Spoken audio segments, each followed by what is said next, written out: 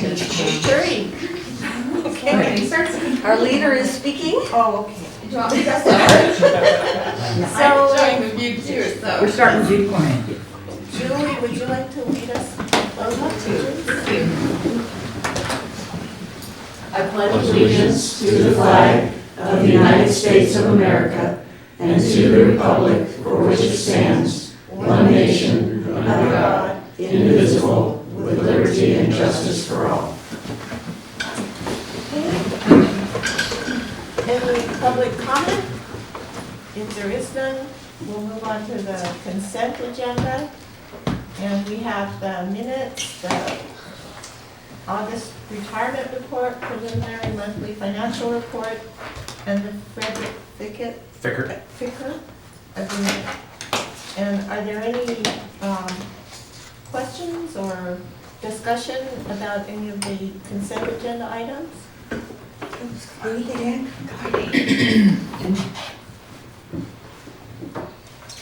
Okay, do we need a motion? Can just be approved by unanimous consent. Okay, is it, we're approved by unanimous consent? Okay, then moving right into discussion and possible action regarding investment matters, and welcome. Thank you. Hi, everyone. Guess Good morning, Yeah, so Callan is making a big mistake today by sending me on my own. There's no Claire. Aw. Yeah, Claire's on vacation. She's flying to London. A grade school friend of hers is getting married. So she's heading off today to London for a wedding over there. And it's kind of a funny story because I have a little touch point with this grade school friend of hers too. And to digress a little bit, I moved to California in 1995. And it's because I follow my now wife, like a lost dog. Like a smart lost dog. Yes, that's right. She wanted to be a teacher, and she became a teacher. But when she first moved out here, she was a teaching assistant before she went to Dominican to get her teaching credential, and taught in Mill Valley for 10 years, and she's back teaching there again today after our kids have grown up a little bit. But anyway, her first assistant teaching job was at a little school called St. Matt's on the peninsula, where you didn't have to have a credential to be an assistant teacher, so she was working down there. And she had this class of all girls, third graders. And so it was kind of a neat experience for her. She worked in that class for a year and then went back to Dominican and got her credential and taught after that. So about 10 years ago, I'm interviewing this young person to be part of my team, and she starts talking about her background growing up on the peninsula. Lo and behold, Claire Talene was in that class. Oh, that's amazing. Yeah. And so, and Claire's friend getting married in London was in that class too. Wow. So when I was interviewing Claire, we figured out this very odd small world connection. And I sent Sonia, my wife, a text at the time, hey, do you remember Claire Talene? And she said, oh yeah, very confident. That's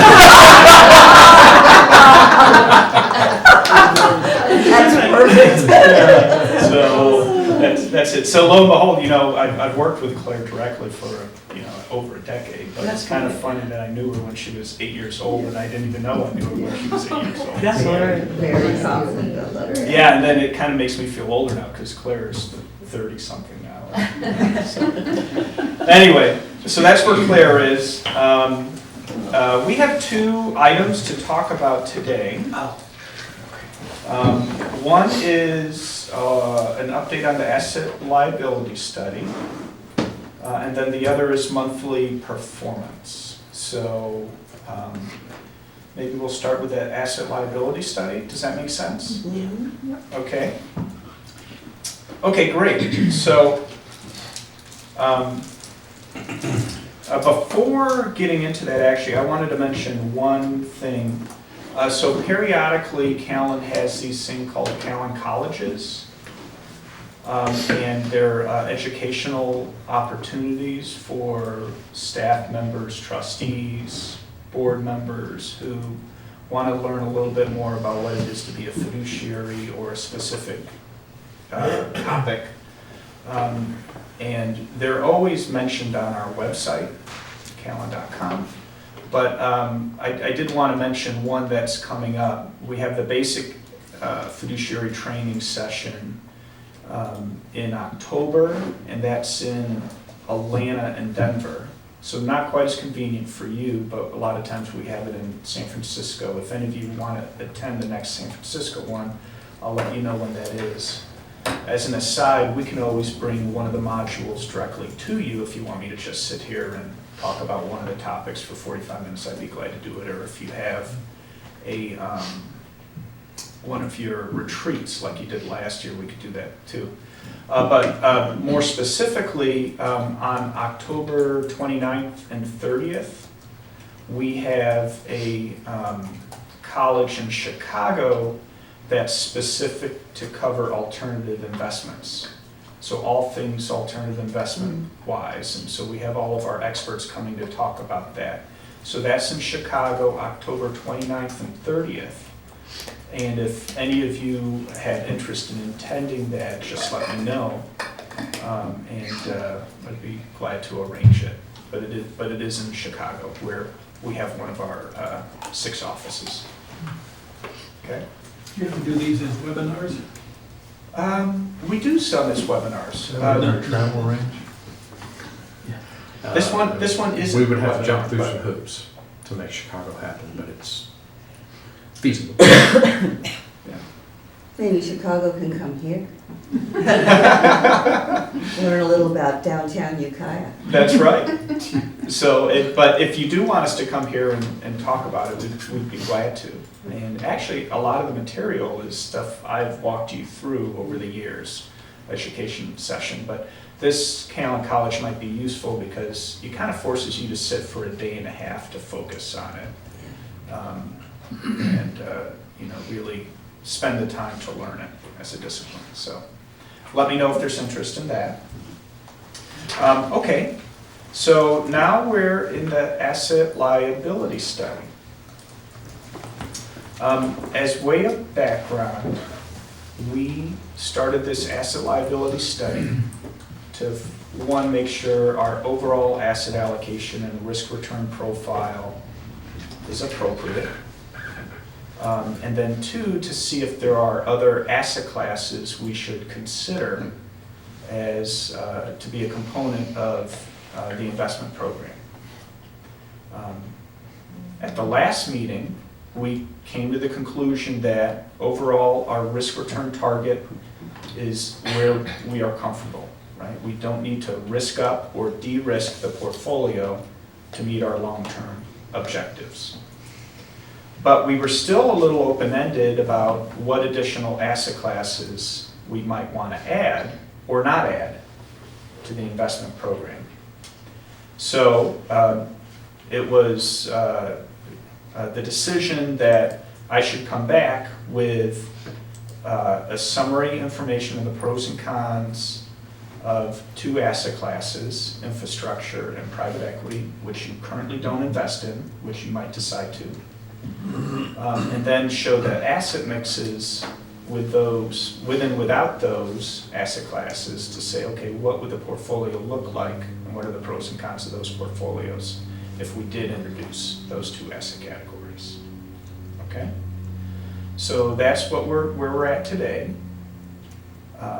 Any questions about what we're trying to achieve today? Okay? Okay, great. So, I'm on page 5 of our presentation. And first I'm going to talk a little bit about private equity and say from a high-level perspective, what are the pros and cons of private equity. And the number 1 pro of private equity is that it's our expectation that private equity in aggregate should produce a higher return than public equity over the long run. And our modeling says it should be 1% to 1.5% premium investing in private equity over public equity in the long run. Recall, one of the observations we've made about your portfolio is that you're heavily exposed to the public markets. So as the public stock market goes, so goes your performance, and so goes your volatility, and so goes your ranking relative to other plans. And so we've been looking at other things we could add that might reduce that public equity reliance, bring a little diversification while not lowering your expected return over the long run. Okay. So number one, private equity should produce a return premium because it invests in securities or it invests in companies that otherwise you couldn't invest in, and there's an illiquidity premium associated with those investments. Private equity should provide a differentiated return stream relative to the public equity market. This just means it should be a diversifier. When the public equity market is up and down, we expect the private equity market to be a little smoother in its valuation of its underlying securities. There is a different opportunity set with private equity. There are a bunch of private companies out there that want an owner, but don't want to go through and register and or may not be big enough or might not be their cycle to be actually a public company.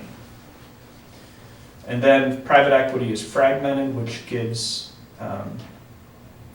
private equity managers the ability to add value. Okay, so those are all the pros for private equity. Return, opportunity set. How do we know what the parameters are in these different funds for the amount of risk you're taking? I mean, if you're investing in companies that aren't going public, to what extent, is your risk? I mean, it can be very little, or it can be a lot. Yeah. How do we know how much risk we're taking on? Yeah. So we would not recommend that this board make direct investments in a company, right? On top of that, we would recommend that probably the easiest and most diversified way for you to implement is to hire a manager to go out and pick those partnerships for you to consider. When they roll all of those partnerships up, most of the time they are split about, let's say 2/3 buyout funds. And a lot of those are large buyouts versus medium-sized buyouts. So what's the target company size? 100 million to $1 billion companies. And about a quarter might be venture capital. So Buy out the founders? Well, it could be buying out the founders or whoever owns them, whether it's a founder or another institutional owner who wants to sell. It could be a public company that wants to go private. So there are a number of different examples of what it might be.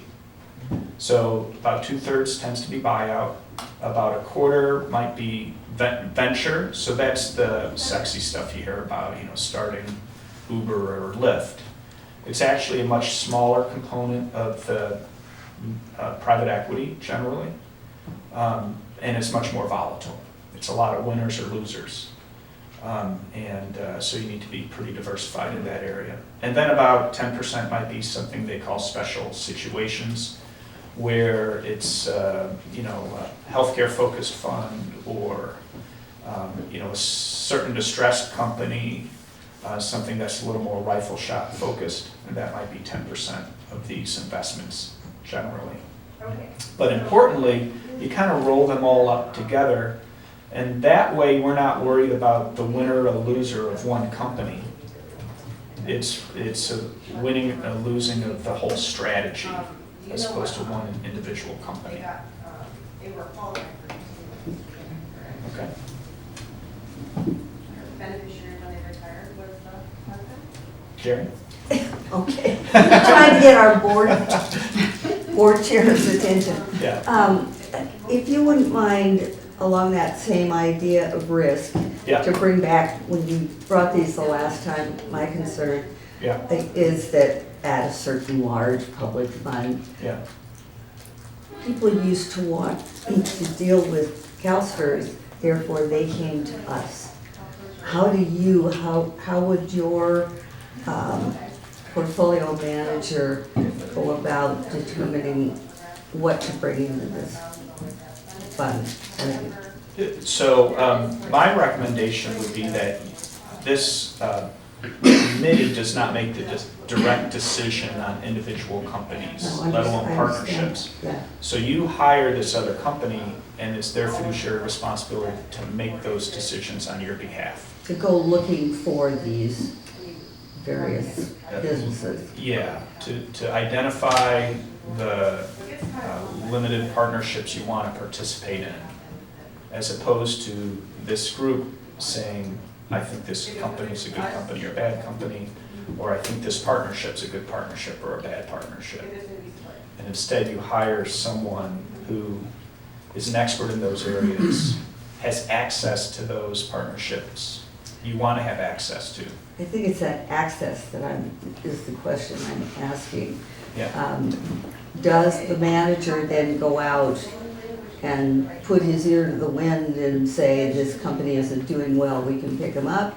Or do companies who want private equity funding come to Callan no? Okay. No, individual companies who want financial backing don't come to us. We don't allocate capital that way. Okay.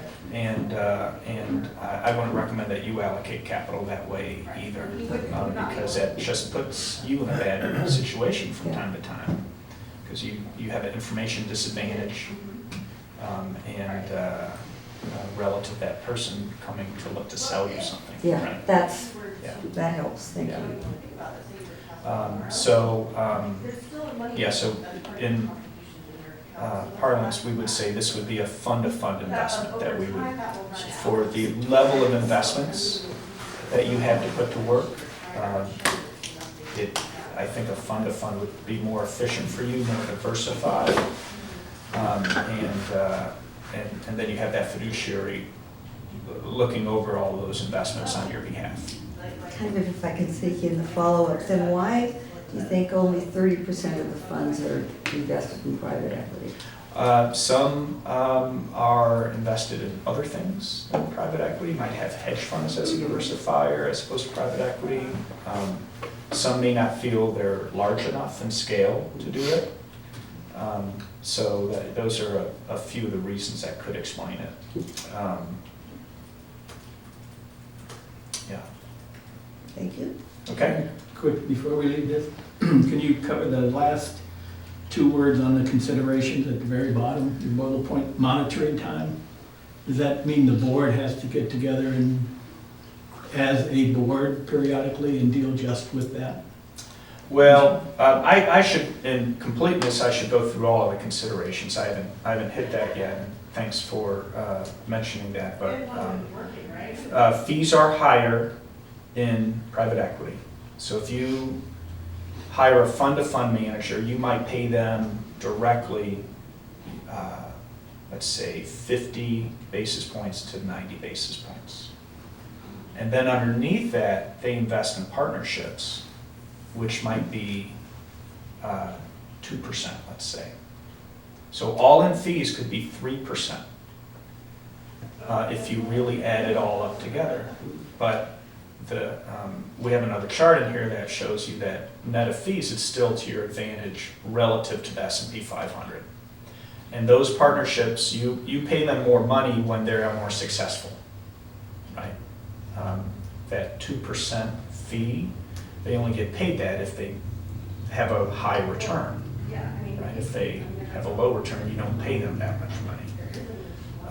That's the way this industry works, the private equity works. So the fees are high.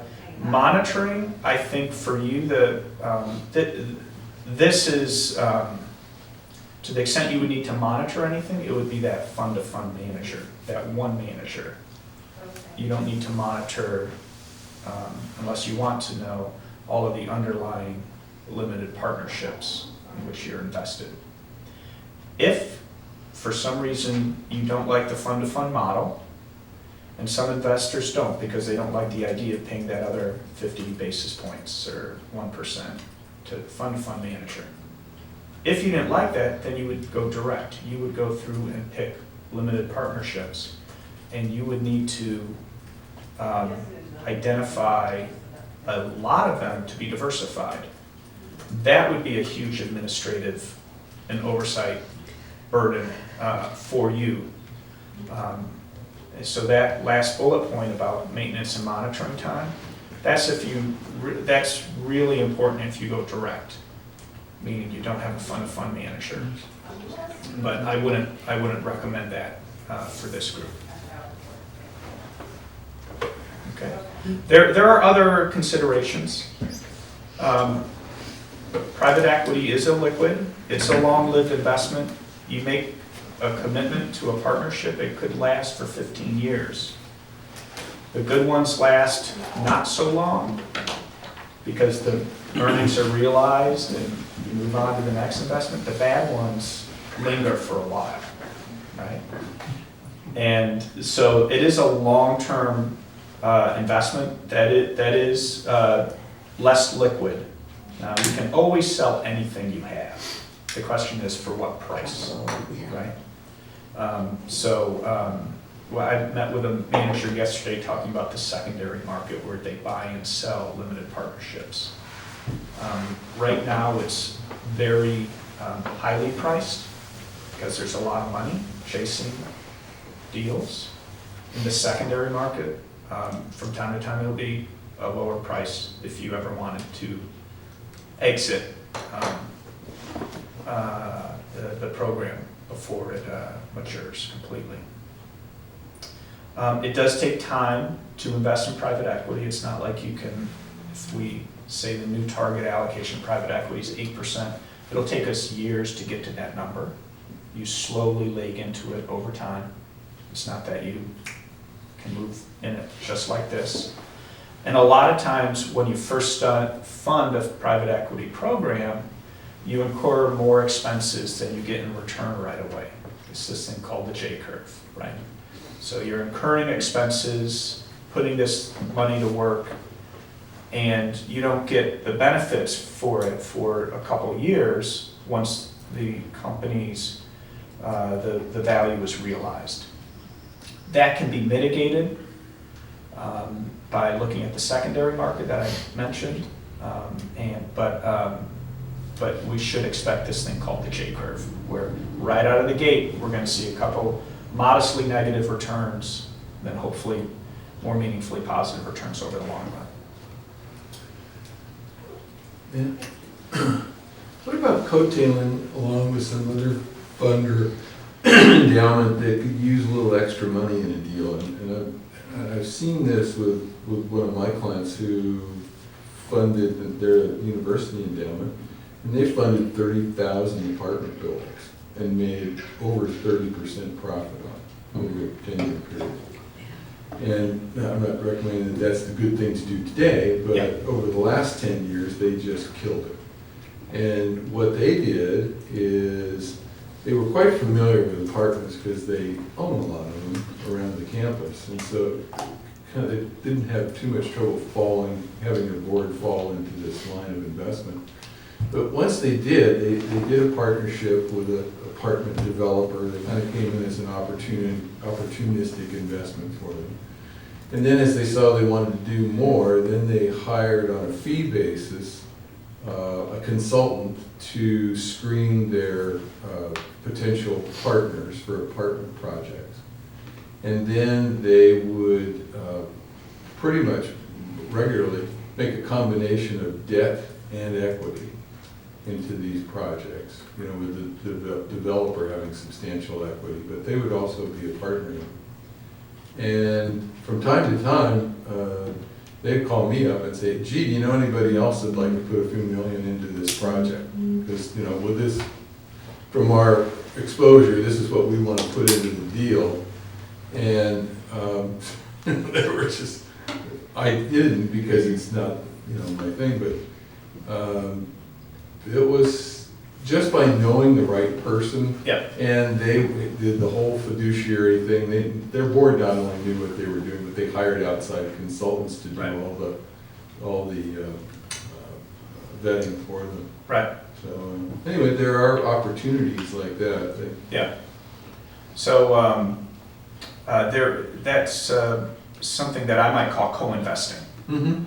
So it's where you have a fiduciary who might already allocate money to you directly to partnerships, but those partnerships they're allocating to might say, hey, I've got this other company or whatever it is that needs capital. How about you make a direct investment in that company and I'll invest alongside you. Mm-hmm. So that's co-investing. And these private equity fund of funds often have the ability to do that. Right. So, one I met with yesterday has up to 30% of the fund could be either co-investing like that, like you described, or secondaries, where they go out and buy these limited partnership that other people have to sell for some reason. And so up to a third of the fund could pursue a strategy like that. But in that situation, you have that fiduciary making that call, deciding whether or not to be in the limited partnership or the co-invest, as opposed to you having to sit and say, okay, is this a good deal or not, in that area, because it gets really very detailed very quickly, those analyses. Now, in private equity, if you're buying stock in a company, then you're in it up to here, where if you put equity in a real estate deal, you can take a preferred equity position so that your partner's equity is subordinate to yours. So, you've got first and second position in lending, but you've also got priority in the equity position as well. Is that something that these equity, that they can do with stock, where we get, like a position on the stock? When they go and invest in a company, they have the ability to structure the capital structure the way they want. Now, most of the exposure is I am the owner of this company. Common stock. Well, Or it's common not but it's not publicly traded common stock. Right. But you are the equity owner. Yeah, not an A share. And then there's, but they could have mezzanine financing. So where it's you could go in as somewhere between stock and a general bond holder. So you're not the first loss person, and you're not the last loss person. I like equity behind me. Yes, I like someone else to lose money before. yes, but that caps your upside too, though, right? This group would never be in the position where you have to pick: am I the mezzanine? Am I the lead? Am I the bond holder? For all of these companies, and when you open up in the private equity fund of fund structure, if you open it up, you're exposed to 100 companies. It's not one or two. You're really diversified by the number of companies that you're exposed to.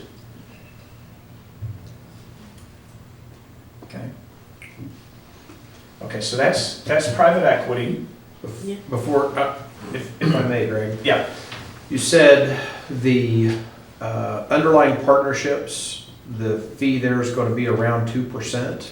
If they're successful, they could be even more than that. Okay, because 2 and 20 is what you hear. Is that still which is a 2% management fee? Yeah.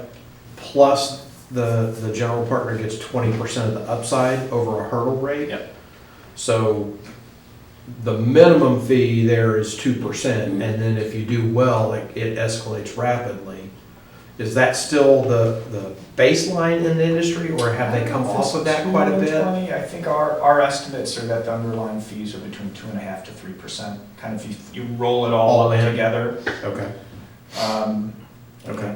So I would kind of think of it that way, but if they produce 30% return, you could be paying them 6%. right, understood, okay. But, for every 30% return, there's a zero, right? So you kind of, it's a very volatile area. Implementation is really important. There's a lot of dispersion. So you kind of want to look at the average as opposed to the exceptions on either side.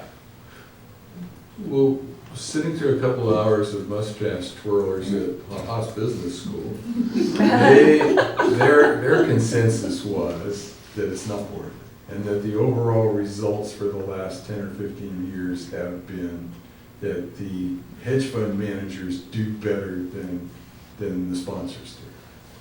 Well, so the private equity fund managers as opposed to hedge funds. So hedge funds have been extremely disappointing. So, but you're speaking of private equity as opposed to hedge funds? Yeah. Okay, so a lot of the critique of the private equity world is that, hey, I could have just owned a lot of small cap stocks and put 10% leverage on and achieved the same return. And there's a little bit of truth to that, but are you going to borrow 10% and put it in that Russell 2000? Functionally, no, we're not going to do that. And you might have a similar end return at the end, but the path to get to that return is different.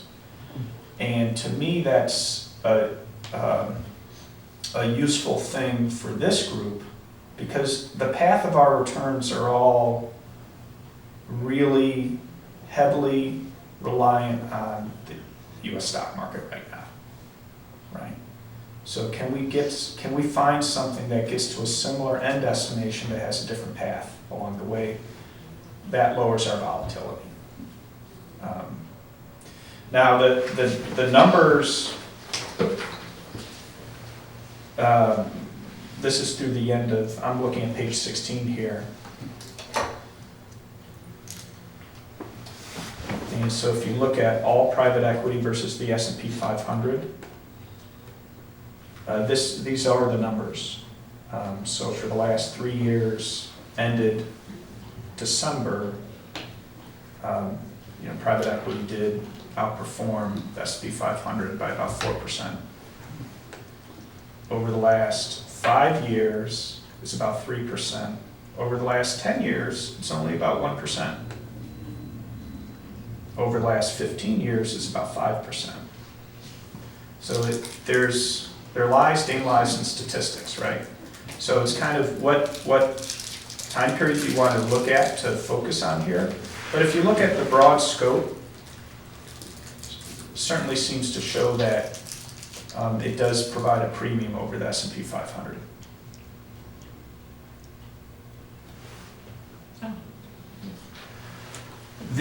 So your expectation is that the premium will be 1 to 1.5% for private equity. I believe that's what you said. Yep, 1.35. How much leverage does a GP take on typically, and how much of that premium return is driven by that leverage?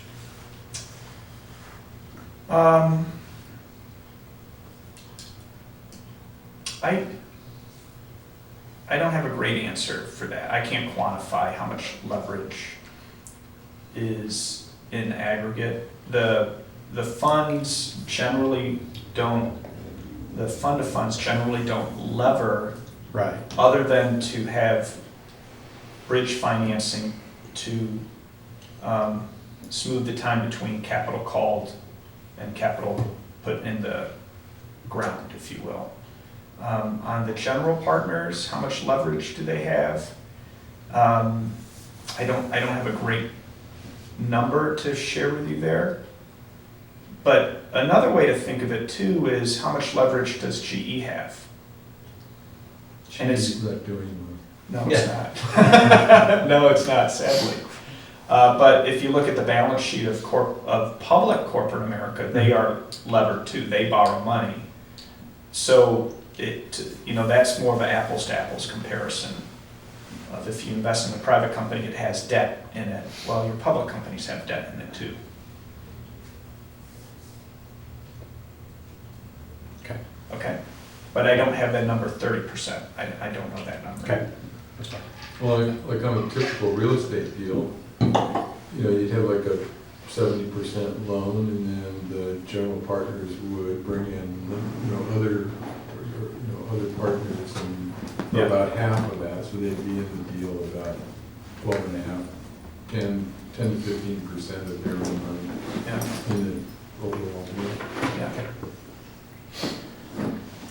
Okay, so that's private equity. We have a higher return, diversifying aspects, but there is cost to it. It's less liquid, it's higher feed, and some people just aren't comfortable with the idea of hiring private equity managers. And that's fine. That's fine.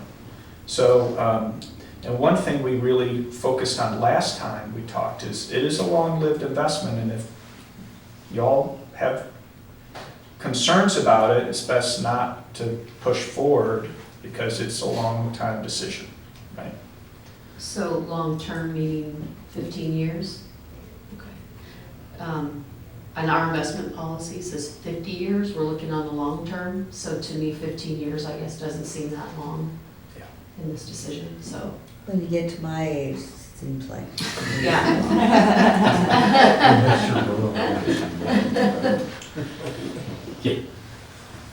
The pain goes on for a long time. As Lee said, unless you're wrong, I'll then still be 15 working at years 15 feels years. like forever. That's all right, people get to retire before the horses come back to the barn. But she won't. Or we win, or we win, depends how you look at it. Okay, so that's private equity. The next category investments is real assets. So and this is where infrastructure falls in. And infrastructure certainly has some similarities to private equity. You're buying private assets. But they're different in that they tend to be anchored in a real hard asset as opposed to a company. Okay, so real assets are good portfolio diversifiers. They tend to generate income, so it's a more predictable return stream. They do have capital appreciation expectations. A lot of times that's based on the idea that we have a growing population that will have increasing demands on infrastructure. And inflation protection. So to me, it's a little more abstract, but to me it's one of the more compelling reasons to consider infrastructure, and that when you buy real estate, real assets, infrastructure, they are more closely linked to changes in inflation. And while we haven't had inflation for a long, long time, over the next 10, 15, 20 years, I mean, we very well may. So do we want to build an exposure that could do well in that specific scenario, in that specific environment? So on page 7, so specifically now, not just real assets, but infrastructure. Page 7? So it's on the bottom. Don't know if the PDF has the same number. It does. Yes. Okay, thank you. So the benefits of infrastructure is that cash flows are durable and should have an inflation link. It does have appraisal smoothing, like private equity, which takes out the bumpiness of the return pattern. They are long-lived assets and hard for our economy to replicate. Think of power grids and toll roads and cell phone towers. It's not easy for that to be replicated. They're closer to monopolistic assets. And there's a wide opportunity set within the United States and outside of the United States. Okay. So what are the cons of real assets? They tend to, these big chunky assets can lead to some concentration within the portfolios. They tend to have longer holding periods. So famously, Chicago sold part of their toll roads. You own that, and and you're getting that toll as a asset owner over time. But if you wanted to sell the toll road in Chicago, there are only so many buyers who are interested in buying that. Okay, so they're long-lived assets. And again, this group wouldn't make the decision: do we like this infrastructure asset or that one? You would hire a manager to make those decisions, just like you hire a stock manager to decide whether or not they hold GE or Apple. The benchmarking can be tough with infrastructure. There's no real passive fund to invest in. There's no opportunity cost measure out there, so that is a challenge. Okay. Do we set the guidelines though? When we hire an asset manager, do they present us with what their underwriting guidelines are? In this situation, no. Because, and in really all of your investments, no. Because you invest in funds.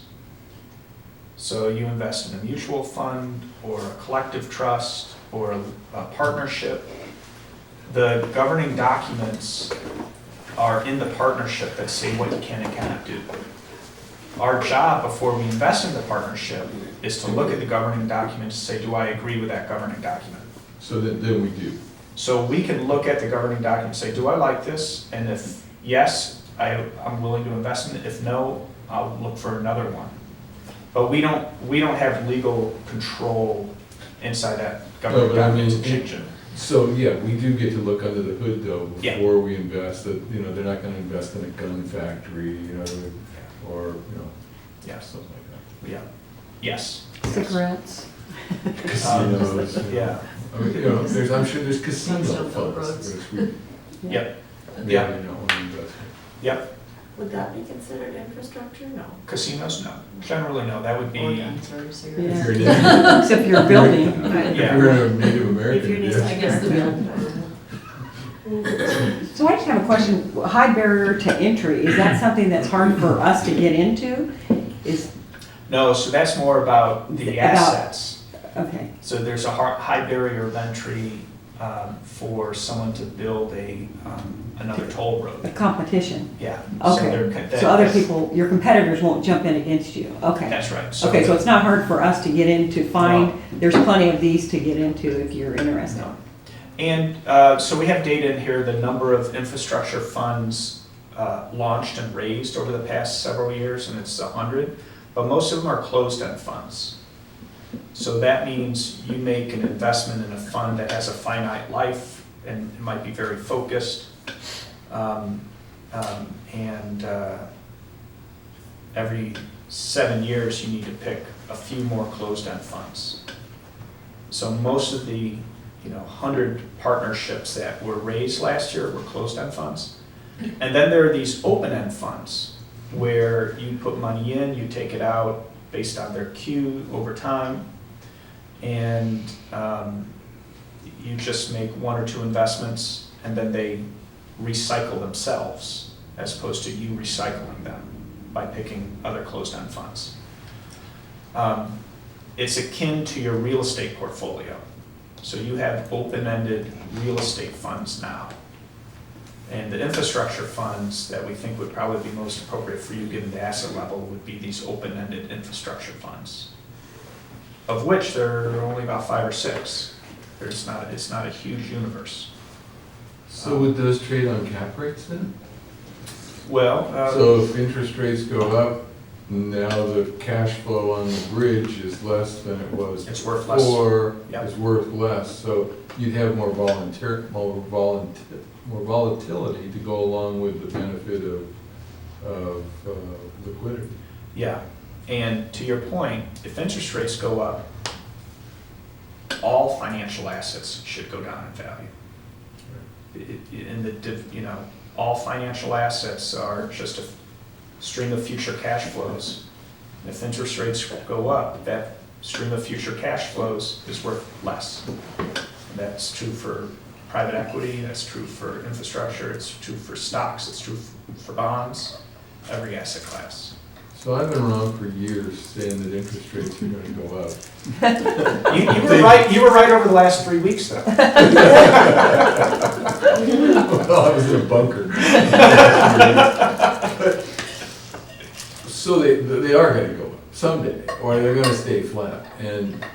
But when you're at the bottom, there's nowhere but up. And what's our hedge again? That seems to me the big overarching question as interest rates change and how do we protect ourselves on that? If interest rates come up, if they go up. Right. Well, I think for the past decade, the biggest risk to the capital markets has been rising interest rates affecting the value of all asset classes, stocks, bonds, everything. And that continues to be the case.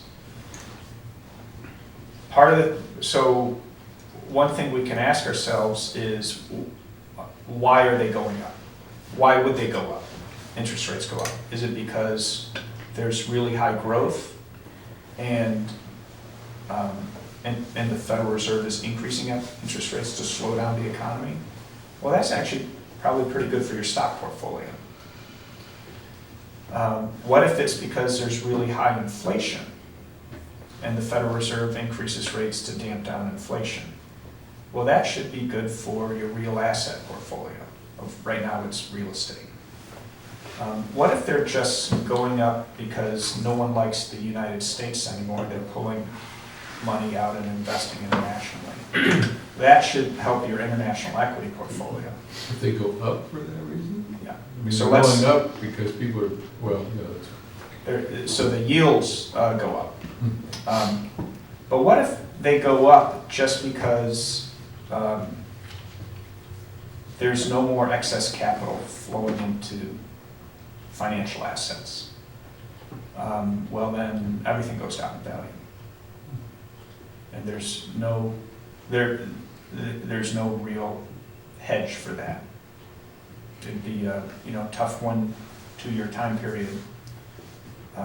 Our advantage is that we have a 50-year horizon and we can weather that storm. Other investors don't have that ability to do that. Where's the capital going in that nightmare scenario then? No idea. Gold? The Mattress? Silver? Mattress, yeah. Cash. Just going into cash. Yeah. But then that should suppress rates by itself, right? I mean, the 70s and 80s recessions, money just seemed to disappear. There was no money Yeah. for anything. Yeah. Where did it go?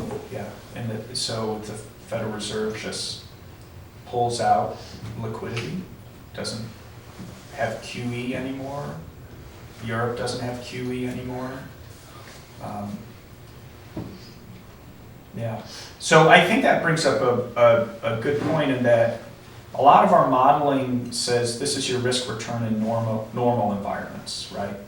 And then there are abnormal environments that don't fit well within the average risk and return framework. And that's one of the reasons that we like something, other real assets like infrastructure, where right now it certainly doesn't look like we're going to have inflation. But 7 years from now we could. The world just could look really different. Okay? Okay, so those are the two asset classes we were thinking about adding. And on page 9, we show you 4 different mixes that give you all a pretty similar risk and return with and without infrastructure and private equity. So the current target is the first column. The next column is the current target plus infrastructure, the asset classes in the current target plus infrastructure. And then it's infrastructure and private equity, unconstrained. What would an optimizer tell you to do? And then the final one is, well, that seems to be pretty disruptive to do. So let's just rein it in a little bit.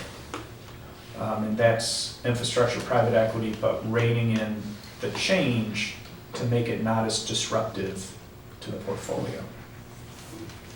Okay. So here are the targets. And the blue box below kind of shows you in aggregate how, if you add up all the small pieces, what sort of investment allocation do you have? So in the current target, we have 67% of the assets in equity securities, and it's all public equity. We have 22% bonds. We have 11% illiquid, so that's real estate. All of those real estate funds have a quarterly redemption, but there's a potential for a gate they could put up and you couldn't get your money for a year and a half. And then 11% in real assets, all real estate. So the first mix here adds infrastructure at 6%, and it reduces your public equity from 67 to 62. Our bonds go down just 1% to 21, and our real assets and illiquid assets go up 6% to 17. So that's option 1, and it has a very similar return and risk profile. So why do it? Well, our answer would be because the risk and return captures the average, but it doesn't capture what if we're in an inflationary environment. So the numbers don't tell the whole story. The next mix 4P, is, and as an aside, the weird names for 4P, 4LP, those weird names correspond to the asset liability study that we went through last, so that's why we had it. So you can reference this and look back at the AL study. Okay, so the next one, 4P, says what if we added infrastructure and private equity, but do so where private equity is 25% of your total equity assets. That would bring down public equity 20 points to 47, but your total equity would come down 9 points to 58. So total equity includes private equity and public equity. Your bond allocation can go up because you have this higher risk private equity, and you can actually increase your bond allocation to have the same return target. It becomes more barbelled to come to the same balance of return. And your bond portfolio can go up to 33%. Your illiquid allocation goes up to 20%. And your real assets actually comes down. It goes down to 9. And that's because you're funding, in part, the private equity from the real estate portfolio. Okay. In this scenario, we think your return can be similar, but your volatility actually goes down. And it's largely because of the smoothing effect of private equity and the diversification benefits of private equity. So similar return, lower volatility. all right. But that's a lot of money to move around, right? They're pretty meaningful shifts. You're taking down your real estate allocation, which we just built up. So what's a less disruptive version here? X makes 4 LP. So it has infrastructure and private equity and it's less disruptive. In this one, our public equity comes down, but not as much to 52. Total equity is 60. Our bonds are increased modestly to 25%. So a quarter of the money would be in bonds. Illiquid is 23%. And then real assets is 15. So you increase real assets, you increase illiquids, you increase bonds a little bit. Total public equity comes down, and total equity is down about 7 points. We think this, if you did this, you would have about the same risk you have today, but your return would be about 10 basis points higher. And it looks like a more diversified portfolio. Question, what's the impact on bonds or real assets in sort of the two extremist scenarios? High inflation or like stagnation, almost like negative inflation? So your bond portfolio, high inflation does poorly. Your bond portfolio in stagflation, or let's say interest rates go to 0, if we become Europe or Japan, your bond portfolio does well. The highest returning asset class year to date is long treasuries right now. And that's because interest rates went from 3.20 to 1.5, 10-year treasury. What if we go from 1.5 to 0? If we become Europe or Japan, then your bond portfolio does really well. What if there's inflation? Your bond portfolio is going to produce negative returns. If inflation really gets going, you could see negative 5, 6, 7, 8, 10% returns in bond portfolios.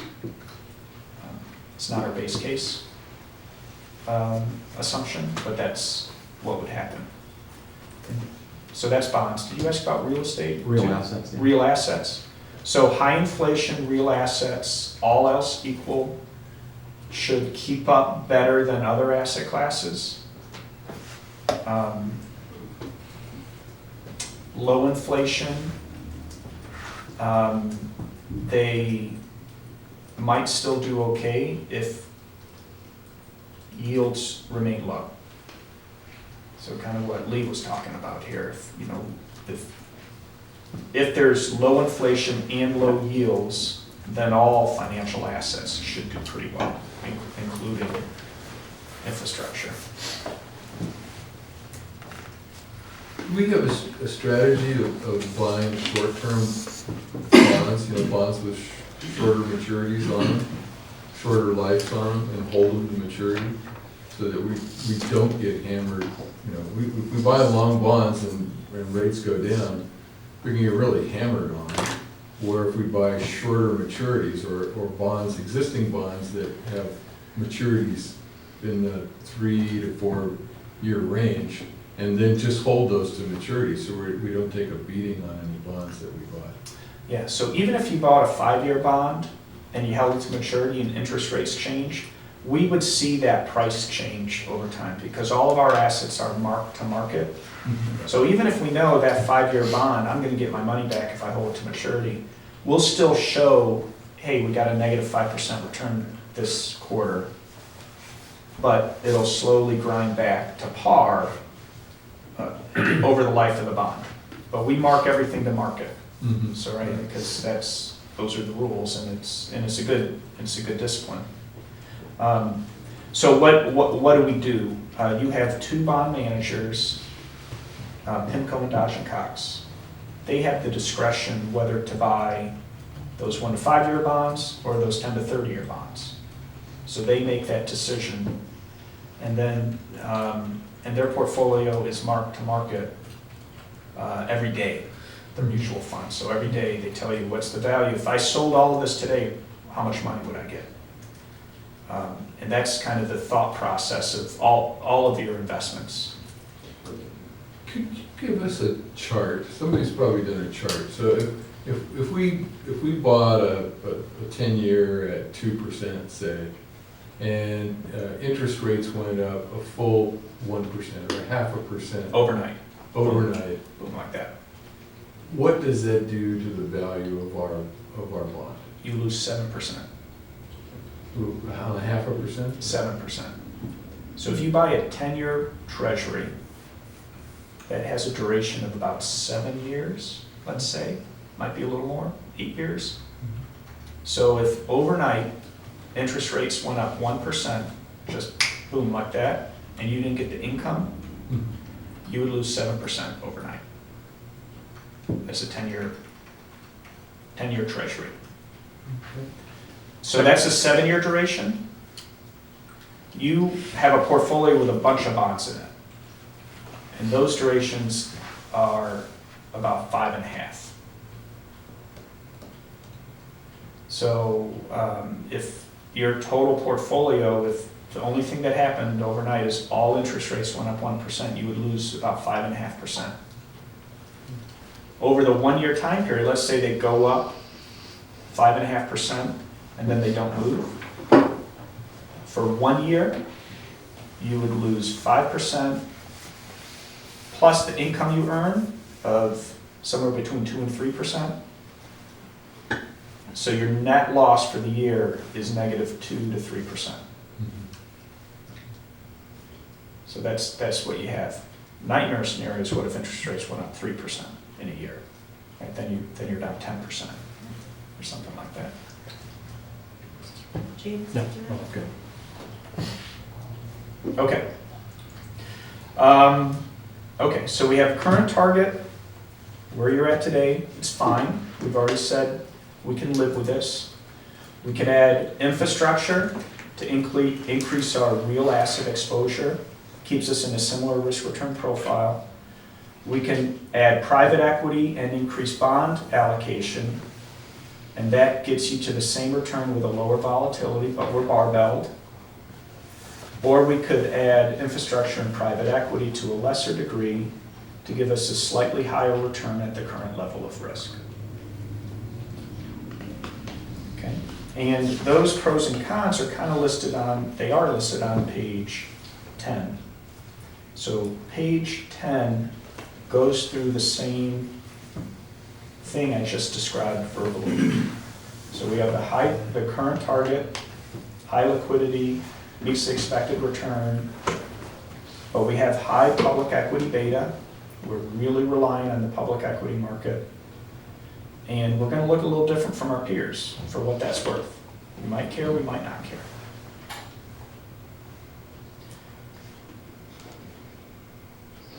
Adding infrastructure, we take down equity, mostly out of international equity, and then add infrastructure, so that increases our real assets, increases our diversification, but our illiquidity goes up marginally. Infrastructure and private equity, mix 4P. You see a lot of money moving, 20% out of equity, increasing bonds, increasing private equity over the long run, and we have to take down our real estate allocation.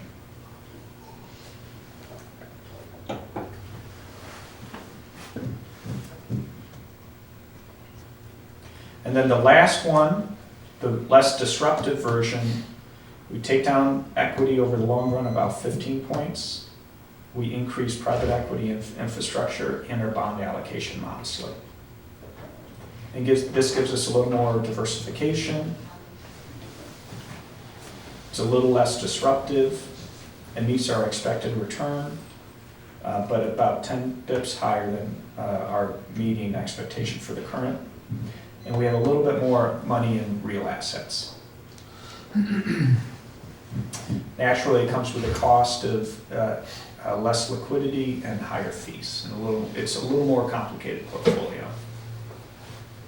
I have a question. So maybe, I don't know, if James wants to opine on whether he thinks if we were to see a change, either higher inflation or stagflation, do you think one's more likely than the other? Or likely at all? I think the likelihood of us seeing the return of significant inflation in the next year is relatively low. See, longer term, these are longer term commitments. Yeah. Like 10 years. The key, I'll go back to what they taught us the first day in forecasting in grad school. The key to a good forecast is either tell them what's going to happen or when it's going to happen, but never both. I think the likelihood of inflation coming back into the US economy over the next 10 years is significant. I also think the Fed is very unlikely to let inflation get out of hand. I mean, the Fed has become, over the past 3 decades, much more active in its role. Going back to the Volcker days, fighting inflation is job number 1 for the Fed. And they've made it very clear they're going to do whatever they have to do to keep inflation from getting out of hand. I just don't, trying to envision how we get to high rates of inflation. You think back to what was really, during the stagflation of the 70s, what was really driving the inflation? It was commodity prices. Oil was at all-time, or not at all-time highs, but oil prices is really what was driving the inflation at that point. More demand? Is that? There was supply constrictions with OPEC. There's more demand for oil now than there was then, but we also have a lot more production.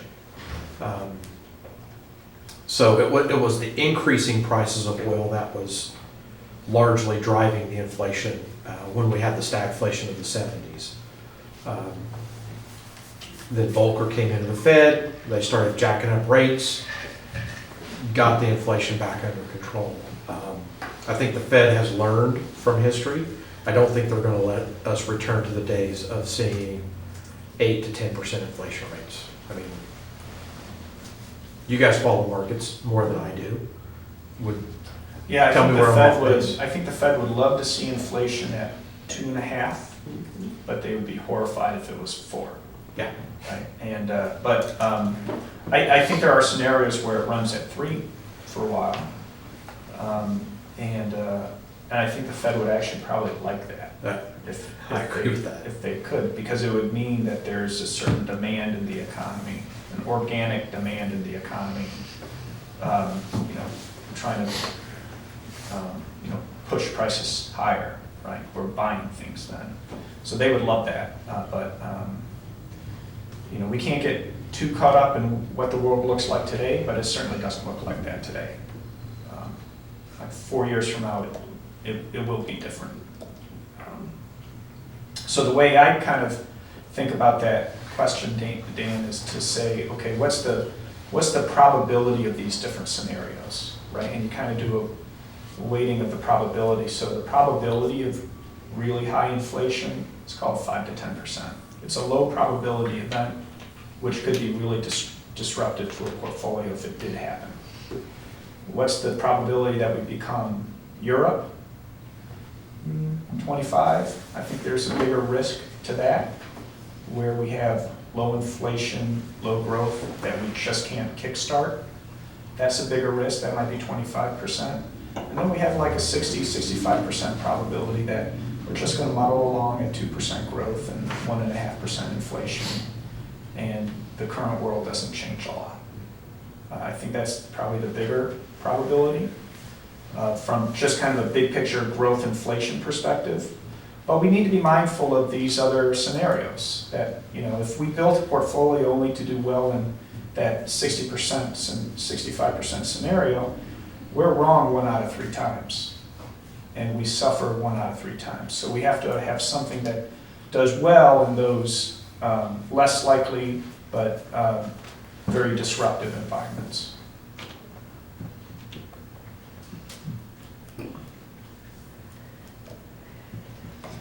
So we have these 4 mixes. All of them get us to where we want to be over the long run. I think part of the question is, how bumpy of a ride do we want it to be? And what scenarios do we also want to be mindful of occurring over the next 40, 50 years? So here are the 4 mixes that we have, and you may not be interested in investing in a certain asset category, that's fine. Then we just go to a different mix if it's not palatable to you. Greg, do you see small funds like ours making decisions to invest in infrastructure or private equity together? I mean, we are pretty teeny compared to most. Well, so you're teeny compared to CalSTRS and CalPERS, but you're $500 million. You got money, you know, and you have other investors who are much smaller who do invest in these categories. But you need to invest in the right way. You can't go out and think you're going to be able to create a diversified portfolio by buying a bunch of direct investments. You need to move into a fund structure given your size. So the way you implement it might be different. Tim, did you have a? Well, I was gonna add one alternative is we do nothing, Oh yeah, that's one of the 4. because I don't see anything in this other than it tells us what might have been if we had done this, and we could sit here and say, gee, what if we had invested in infrastructure? And to me, it doesn't change it very much. These are all forward-looking. So these are not, this is not what had been. But I take your point. One of the options is to do nothing. And doing nothing is an active decision. Right. I think we've said kind of individually that we're not really interested in private equity.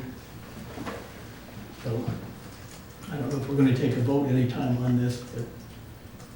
I might offer the suggestion, because there are a number of decisions before you here, and just trying to think about them and make them very intentionally and sequentially, not as a straw vote, if you will. Where does the board stand on, let's just go through them in order, and I'm going to work from the bottom up. Where do you stand on private equity? And if the board's not in favor of that, that collapses our choice set. Then the question becomes, how do you feel about infrastructure? And that really, once we answer those 2 questions, I think we know where we want to be here. So if that's appropriate, Madam Chair, I think it would be a good way to move us along in the exercise here. Just a straw vote on, first on private equity. What does the board think? Can I ask what you think? That would have been my question.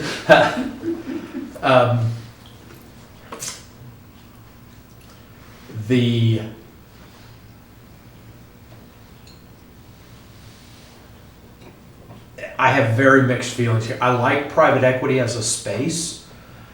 I have concerns about the layering of fees, and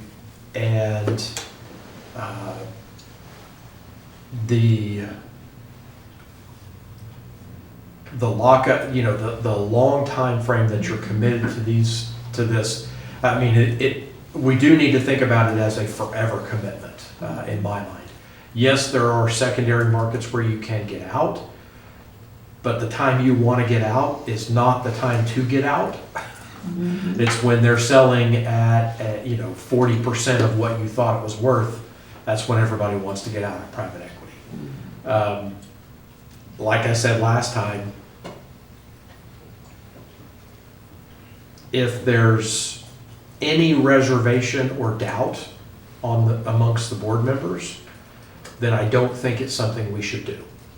If it were a 6 3 vote to do that, I'm not sure that that's a firm enough commitment for us to go there.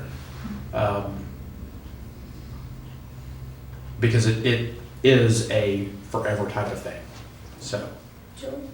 You mentioned layering of fees, and I need a little more information on that, so can you explain to me what exactly that means? So the recommendation from Callan is to hire a fund-to-fund manager, and we're gonna pay them 50 to 90 basis points. They are then going to go out and hire general partners, and we will be a limited partner in a fund there, and they'll hire a bunch of those for us. And these general partners will be gathering billions of dollars in a pool to go buy companies, the underlying companies. The general partner there is going to make 2 to 3.5% fees on the money that's invested for them. So you have the 2 to 3.5% fee here, then you have the 0.5% to 1% fee on top of that for the fund-to-fund manager. That's the layering that Greg talked about.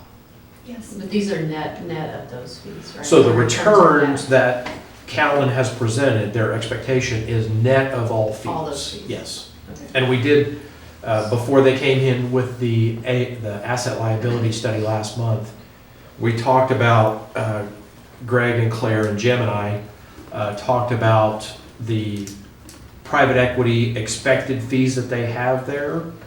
Is their argument is it doesn't matter if you're doing direct or fund to fund, you should expect the same total return net of fees, because that fund-to-fund manager is getting you better diversification and access to better private equity managers. Did I relay that correctly, Greg?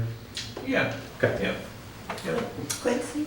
I'm glad you said that you don't totally understand this, because neither do I. And I want additional information. I believe all of us went into this endeavor with the belief that we're going to try to diversify our investments here into different asset classes, which I am very interested in. But at this point, what we're talking about, I like to compare it to car shopping. We're looking at cars right now, but we haven't started the car, we haven't test driven the car. And I personally, doesn't sound like there's that many investment managers. I would like to talk to some of them and see what their thoughts are and what their pitch is to us before I downright vote no on either of these asset classes, because that to me is gathering the more information I would want to make an educated decision on a long-term investment strategy. Yes. So I'm kind of going outside my role as counsel. I'm just asking a question now, and I'm trying to, and maybe I'm oversimplifying it, but how could you pick 1 over number 4? And I'm just focused on the 10-year return and the risk.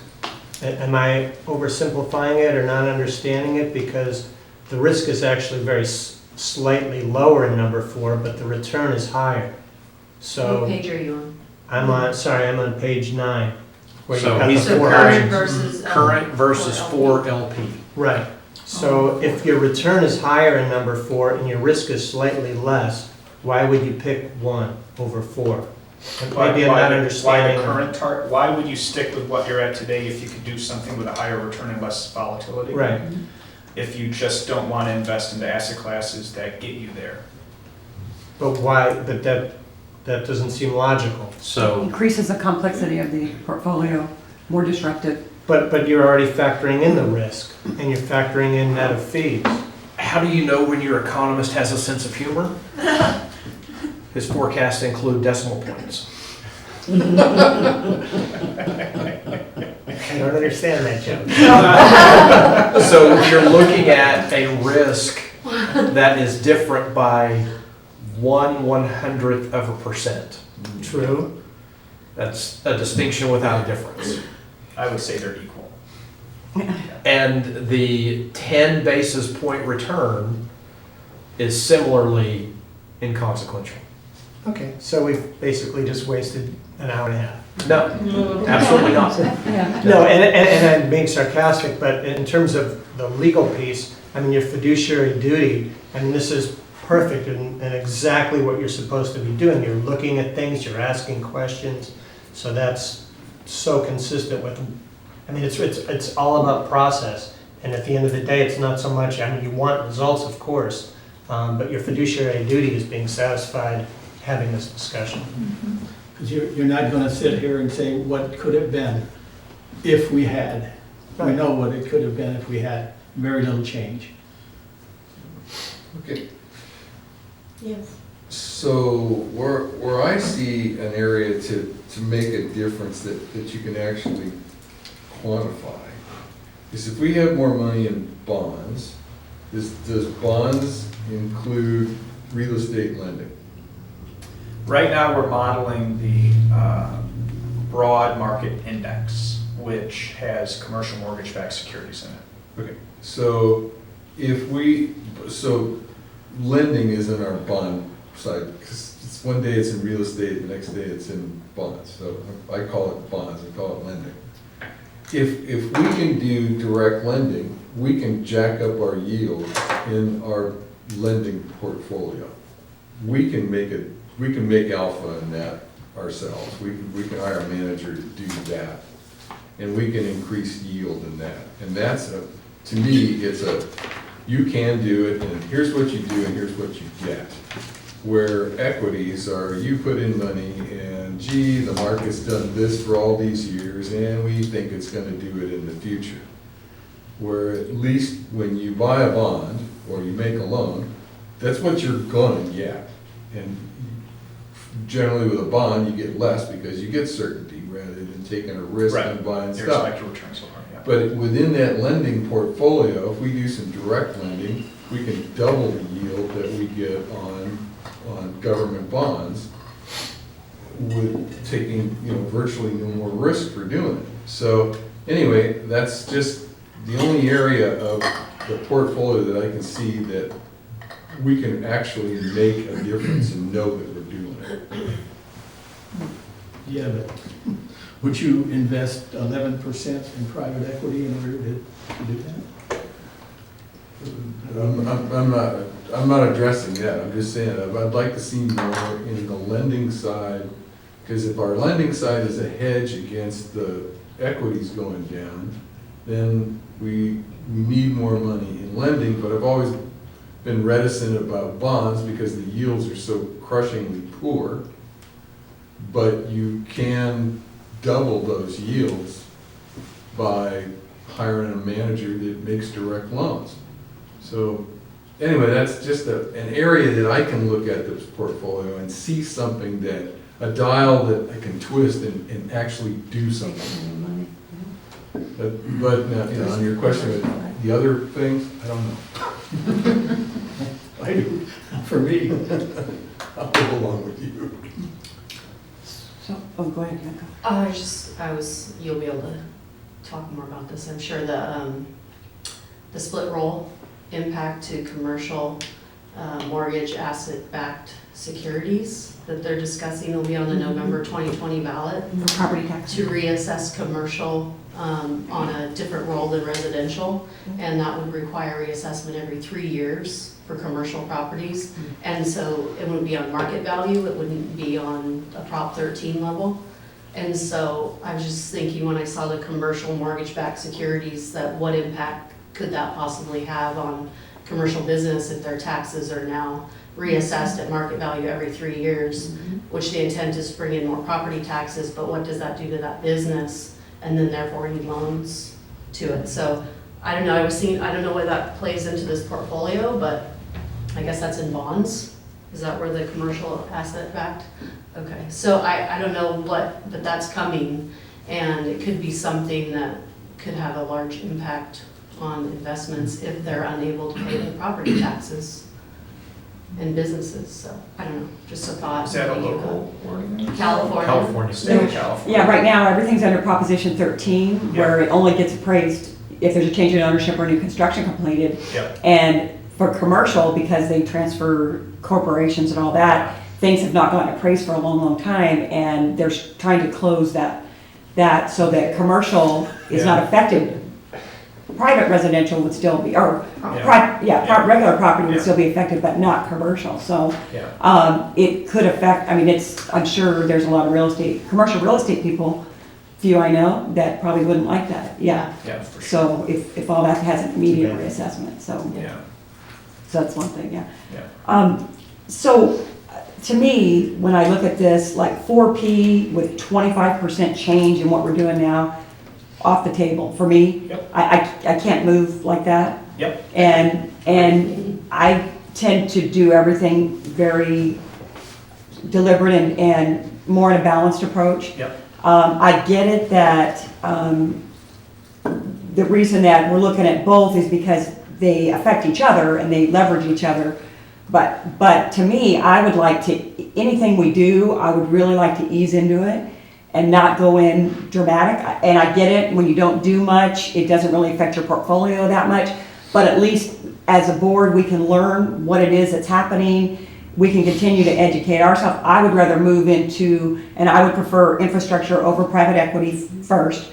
And I would prefer to go into infrastructure slowly if we go in that direction, but slowly. So in other words, maybe like the mix 4 would be, if I was not gonna, my current target is, but I do look at the risk there, we are so heavy in public equity, so, but if we were starting to look at something, I would wanna do it in a slow, just really balanced, deliberate approach, little by little by little. Ditto, exactly. Well, I heard that overall from our discussions quite a bit, that we're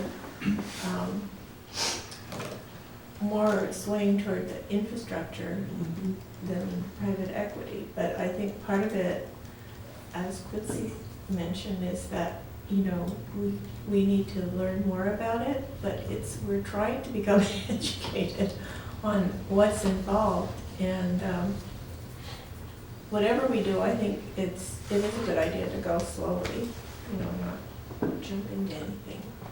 Sorry, because I'm learning, so I have all these questions and I need you guys to help me. With the J curve on the private equity, so we have some losses, it sounds like, in the first 5 years. And so then we just had a training at Pepperdine for pension management. And what does that do to our unfunded liability, as far as there will be an amortization of that loss, I assume, over the first 5 years, but then, and that'll have a smoothing, I understand, but I guess what will that do to our, our actuarial valuation and our unfunded liability? And so I'm curious about the private equity J-curve impact there. So if let's say your target to private equity was 8%, that J-curve is in the first year or two, and it's when you only have 1 or 2% actually put to work. So it's 1 or 2% of your portfolio has a negative 5% return for the first 2 years, and then the year 3 and out, it's higher. So I would say it would be a minor drag on the total portfolio return. Your total portfolio will still be driven by the stock market. So it's still a lot more important what happened in the US stock market, international stock market, than the J-curve. Part of the J-curve is that, well, you're going to hear me coming to you after we said you should be in private equity, and you're going to see negative returns for the first 2 years, right? It's more presentation than actually impacting your total portfolio, because we're talking about a small amount of money at first relative to your total $500 million.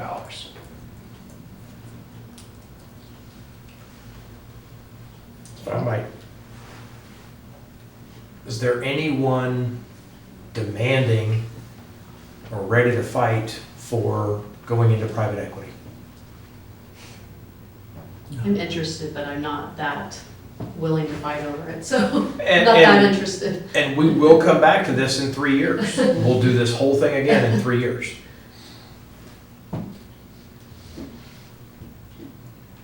I think that made the decision on private equity. Mhm. So 4P and 4LP are then out, right? Mhm. And then the question is, current target or mix 4? And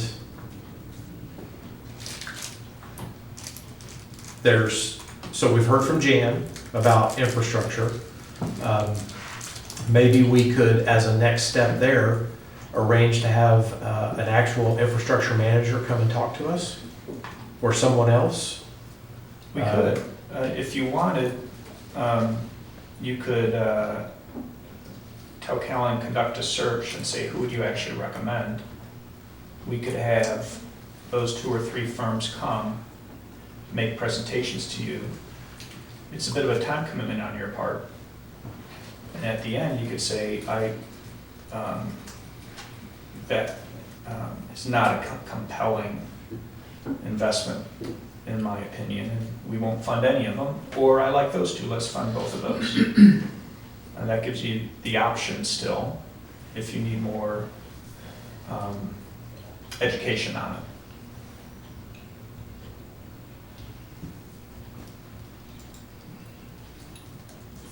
Do we have a consensus on So, going forward with that? so the choices are, make a decision today, yes or no on infrastructure. Get more education from Callan to help us make that decision. Or conduct a search with the understanding that we're delaying the decision until we hear from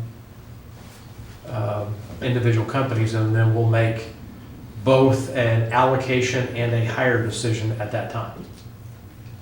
Does that sound reasonable as our 3 approaches there? I'm ready to make a decision. I don't know if I'm the only person, but. Let's hear it. On infrastructure, we've been batting this around for a couple of years, and it gives us diversification. Just looking around at not just Ukiah, but the whole country, there's a huge need for new infrastructure. I think there are opportunities out there. Didn't mean to say this with the, anyway. I'm, as opposed to private equity, I'm glad to know that we're not going that direction, because I would see us, a lot of people, a lot of funds chasing opportunities, which obviously drives price up, and our J curve might be a really deep J curve. But I think there's opportunity out there in infrastructure, and we all know we're very heavily invested, particularly in the US, in equities. And I'm looking for more real assets of that. So. But I'll learn from anybody else we bring in. So for the reason Jerry stated, I agree, but I want to be convinced by the people that give the presentations. If I don't feel really good about them, Don't choose anybody, right? Yeah, have that opportunity. I'm along the same line. I'm ready to hear more, but I'm not ready to make a decision that 100% I'm ready to invest in. We are ready to invest in infrastructure, because I haven't been a part of those 2 years, so I'm learning right now more about it as well, and I'm not comfortable making that decision right now. So your suggestion to select maybe 3 different opportunities and have them present to us, does that sound good to the board? Should we need to do a motion? What would you like to do? I think direction is adequate. Yeah, okay. Yeah, okay, so we'll go through our universe, see who is, we think the most compelling couple firms for you to consider, and then it'll take us a little bit of time to do that, and then we'll have them come back, and if you have the time, instead of the standard 30-minute show, you give them an hour and 15 minutes each, and say the first half of the presentation, tell me why this is a compelling investment, and then why are you the best one to do it. I kind of split it up into 2 pieces. They're going to be talking their book, of course, but you know, if them talking their book doesn't convince you, then you don't make the investment. Is it safe to assume, Greg, that you picked 6% for private infrastructure because that comes out with the best return compared to maybe 4% or a lesser amount? Part of it is, if how you put enough in to make it meaningful for the rest of the portfolio. There's nothing overly scientific of 6 versus 5, but. So it doesn't make any sense to get a chart like this that says 1%, 2, 3, 4, 5, up to 6? If you're gonna do it, Yeah. don't do less than 5. We have a scenario here with 4, but that's because you're adding something else too, right? But if at the end of the day you want 5 and you don't reduce fixed income at all, that's fine too. So, is the pleasure of the board to give direction to bring back 3 different private infrastructure? What is the term to use for private infrastructure? Infrastructure investment managers? Okay. Yeah, so how about you just say, Callan, go do a search and bring us back infrastructure funds you think we are worthy of our consideration. All right. There we go. And then we'll do that. And it might, I don't know if it'll be 3 or 2 or 8 or, we'll do our work. And then, Okay. bring back the ones we think are really compelling for you to consider. But back to Tim's point, because I was thinking that too, what about, do we need more of these to look at that time too? Maybe with 6%, even 7%, 8%, whatever, 5%, I mean, we don't need that, you don't think, as far as with a different, as far as how you're going to affect any other areas If too? you move one asset class by 1 or 2 percentage points, all of the numbers in here won't move a lot. Okay, That 6.89% will be 6.8925. It won't really, there won't be a lot of information for you to glean. I think at this point, it's a little bit more of what's your gut say. What's reasonable for an initial allocation. It's around 5%. and that's what Right. you'll tell these managers, is that's what we're looking at? Yeah, Is so, 5 to 6% of our portfolio, whatever? yes, Okay, yes. Good. Okay, Good. okay, thank you. okay, Thanks, great. And we have Okay. something else to Nice do? job. Before Greg said, any Okay. questions on the August monthly report? Don't need to necessarily reference it, Greg, but just wanted to make sure that was the only other item. Negative returns. Gotta love it. Gotta hate it. To me, I looked at this and it doesn't have the returns for the real estate portfolios in it yet. That will be updated when data becomes available. But what was really noteworthy to me, if you look out over the last 3 years and you compare value to growth. For the last 3 years in large cap space, looking at the indices, they are separated by 9% per annum. That is huge.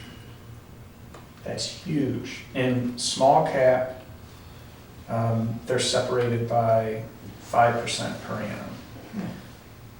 So 15 to 20% gap cumulative over 3 years between technology companies and financial companies, growth stocks, value stocks. And that gap is, I would argue, not sustainable. So that's why you've got multiple managers. Some of the value managers aren't doing well, but that's okay. That's okay because Apple can't be the #1 company. Amazon can't be the #1 growth forever. Right. Right. So that to me that really jumped out of the chart this time.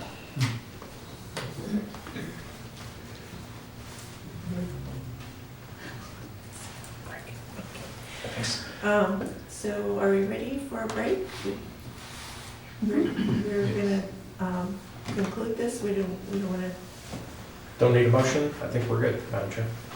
All right. Thanks a lot. Thank you. Yeah, Thank see you. So this is pretty. Major apple for today. 10:20. 10:20. Okay. So Next on the agenda, we have 2 possible action regarding resolutions. And the first resolution is 2019-02, defining compensation earnable pursuant to Government Code Section 31461 for members who are not subject to Government Code Section 752234, non-PEPRA members. So I will defer to you. Thank you, Madam Chair. I told you you didn't have to read the whole agenda. Well, no, I was gonna read the entire resolution. I'm not gonna do that. I won't pay. So you have a proposed resolution before you. Look at readdressing compensate, let's see, is this one compensation earnable? Yes. Okay. Addressing compensation earnable, the county has created, or is using a prior pay code. They've changed the definition of it. The issue here is when members are on police leave, workers' comp has directed the county that if the member on police leave was receiving differential pays prior to being out on workers' comp, they have to continue receiving those. So the county had to create a new a new pay code because those items are non-taxable. We recommend, in accordance with all of our documents and consistency with everything else, that these be included in compensation earnable, and the resolution reflects that. And they're non-taxable? No, it's taxable. Non-taxable because it's workers' comp, police leave. So it's non-taxable but pensionable? Yes. Wow. Get both ways, huh? Heads I win, tails I lose. Is the tax Heads I win, rate. tails you lose. That's only if they go on 4850. Correct. Correct. Madam Chair, I move we adopt resolution 2019-02 as presented. Second. All in favor? Aye. Opposed? Abstained? Motion passes. Okay, I think we need to allow discussion, but that's not, yeah. Okay, so moving on to Item 5. item 5. I won't read it, okay? Thank you, Madam Chair. Trustees, you have the corresponding resolution defining pensionable compensation for members, for our PEPRA members, and it does the exact same thing. Madam Chair, I move to adopt resolution 2019-03 as presented. Second. All those in favor? Aye. Opposed? None? Do we want discussion on the motion? Well, it's a little late, but Well, just a smidge.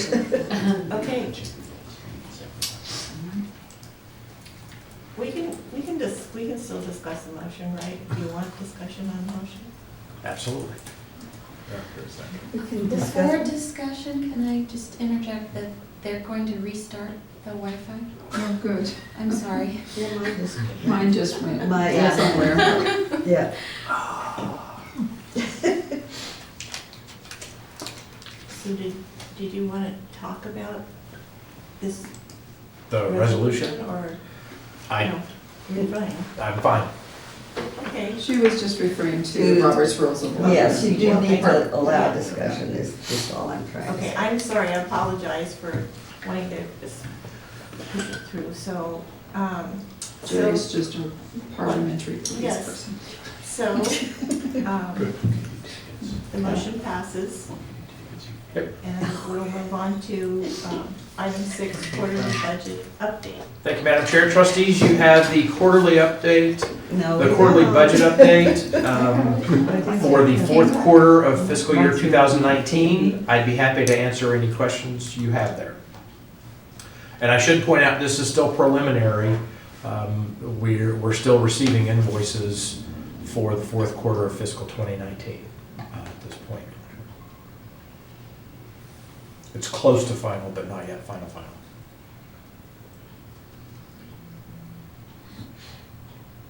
That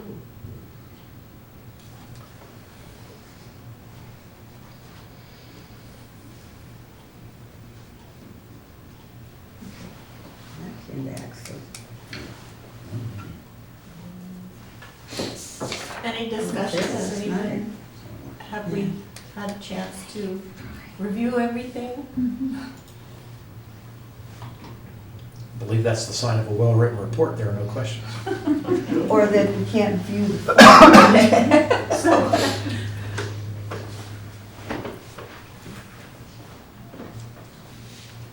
Did you want to look at mine? Well, I read it last night, so. There are no changes. There are no, yeah, there are a few. Not since last night. Not since last night. No.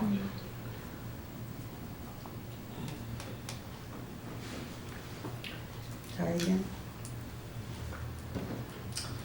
Okay, that was just informational, so moving on to There we go. Yeah, it's just the budget. administrative report. Thank you, Madam Chair. Trustees, you have the administrative report. I will briefly touch on these items, and then I have a couple of items that have come up since then, since the administrative report that I'll mention briefly. One, as of yesterday, the Board of Supervisors directed that I cast a single ballot for the only candidates in the second and the seventh seat. So Julie and Quincy are now stuck with us for another 3 years. Thank you very much. Thanks for your vote. Much appreciated. I thought about We're the lucky abstaining, but ones. yeah. You guys were elected unanimously. Yeah. Very impressive. Very impressive. As for the appointments, Deep Getting regret. the evil eye here. A great loss. Oh, thank you. Well, just wanted to share the information with the board. I'm not happy about it. That's all I'm going to say. None of So us. when is her last meeting? November? When an appointment, when a replacement is duly appointed. Oh, good, so we'll drag our feet on someone else. Well, I would like to comment that I think this is a well-functioning board. I've really appreciated being a part of it for the 2 years that I've been on the board as a replacement person. But it's, everybody, it's just retirement and all the activities I've got, and I am gonna miss October meeting because my 94-year-old mother, I need to care for her while my sister takes a well-deserved vacation. Who cares for her time? And I'm just busy. And as I told James, I just have other things I would prefer to be doing at this point in my retirement. But maybe in the future, I'll be more board ready. Board ready. Yeah. But thank you for the time. Huge loss. Well, thank you. Great board and great staff. I just am very impressed with the staff here at the Retirement Association, so anyway. Kathy came up with the one reason that shut me down from trying to convince her otherwise, and that is the importance of family. And I don't think any of us can argue with that one. Yeah. Thank you. You will be missed. Thanks, James. Turning back to the report, PSPS planning, we have now developed another backup for check printing. So we now have a belt and suspenders on our backup. Well, all right. So I think that closes the book for us being fully prepared for PSPS. So did you get retirees that went to electronic check? We had, I believe, 4 of Good. Out of 30. 30? Uh-huh. Well, More than 10%. Yeah. It is more than 10%. Mhm. If a PSPS does it impact benefits, I will use the discretion the board has granted me in deciding whether or not we process checks there we go. during the PSPS. They were given fair notice. And they are notified every month on their check that if, in the event of a power Important loss. enough to them to worry about. Yeah.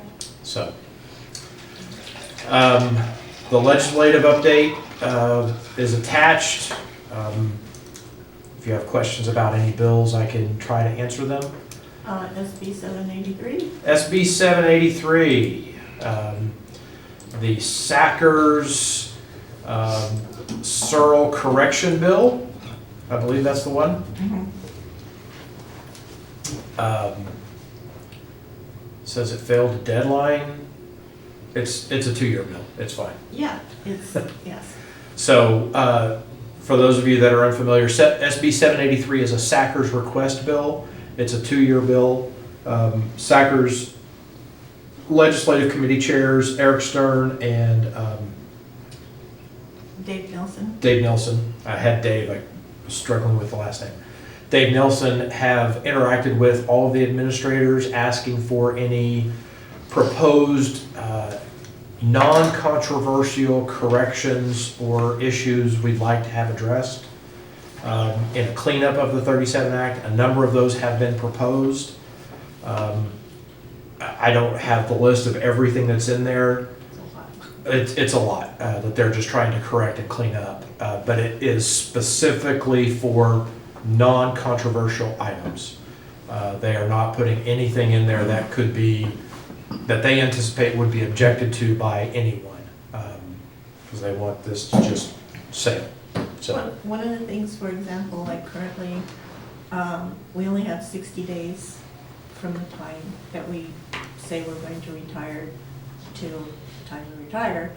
And with this bill, they want, it's basically still up to the counties, but it can extend the period longer.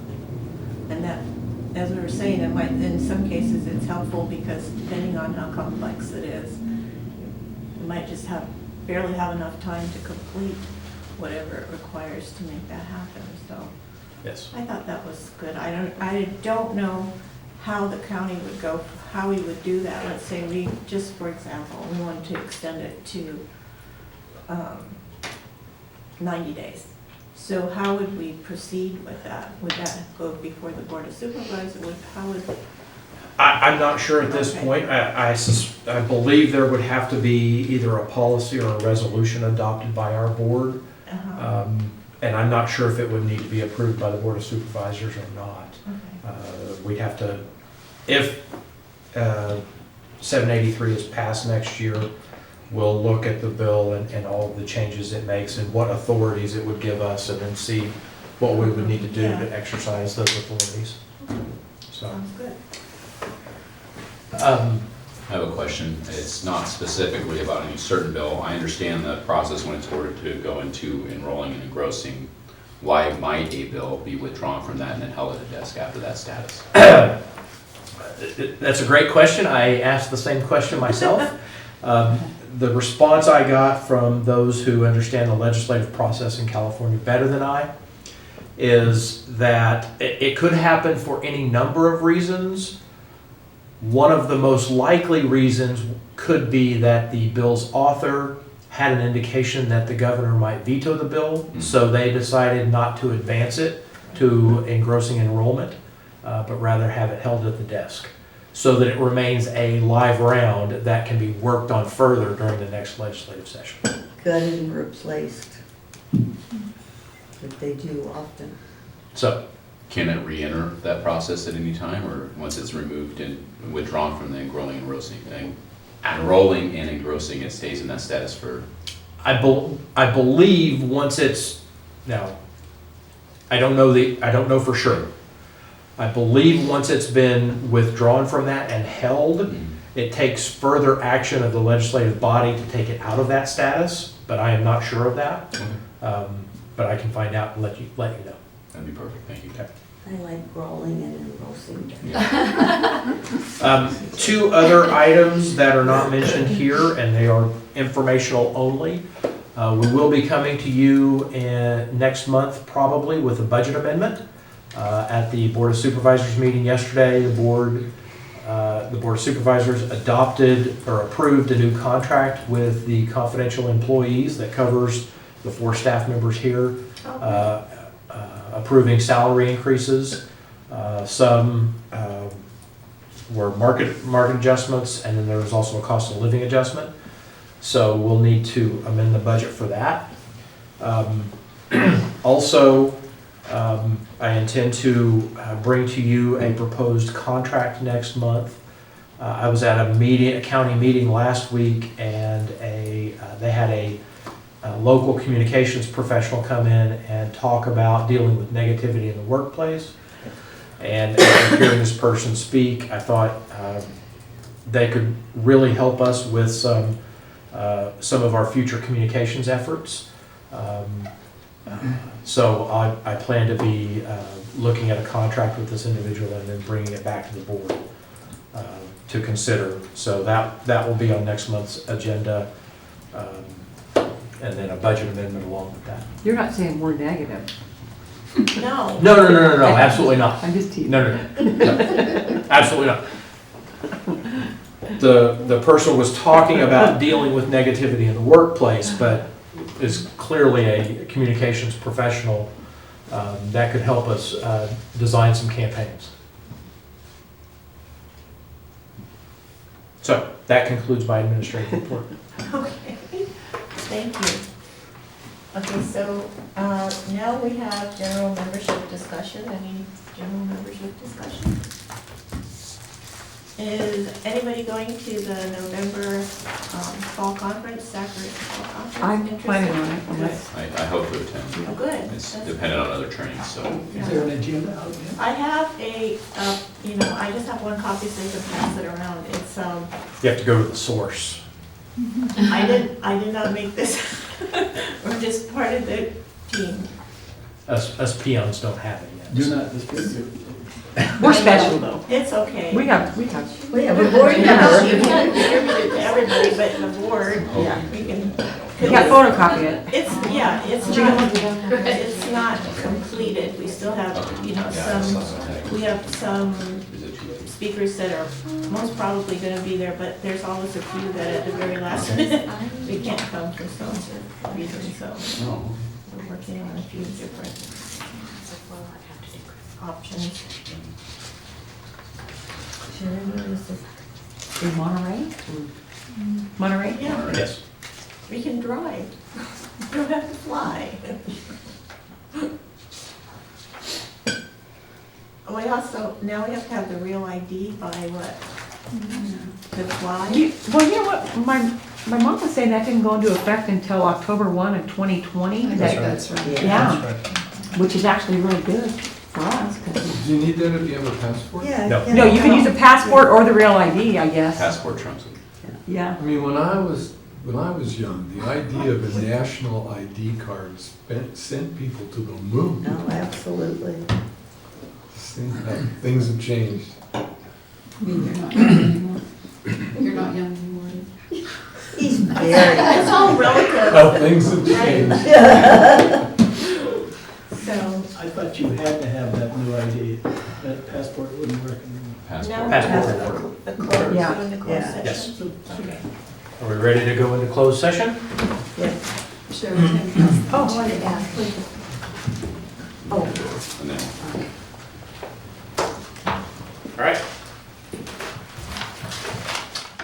The board voted unanimously to grant Margaret Yates a non-service connected disability retirement, and also voted unanimously to grant Stephen Adams a service connected disability retirement. Very good. We have a motion. Motion, or do you want to adjourn? Hearing no further Discussion? Discussion. Bill, discussion or debate? Kathy will learn this one way or another. Okay. By unanimous decision, the meeting is adjourned. Very good. thank you, Madam Chair. Okay. Or this is the last meeting. All right, I'll